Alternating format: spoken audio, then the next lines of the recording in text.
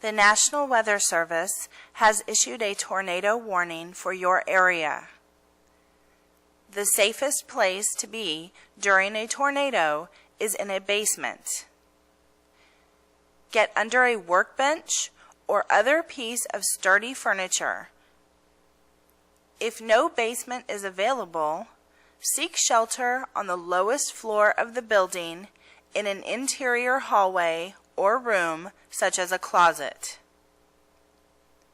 Use blankets or pillows to cover your body and always stay away from windows.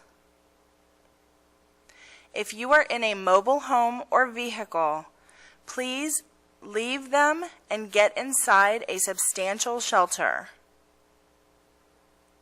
If no shelter is available, lie flat in the nearest ditch or other low spot and cover your head with your hands. For additional information regarding this warning and the impacts to your area, seek additional information from your local media or the National Weather Service.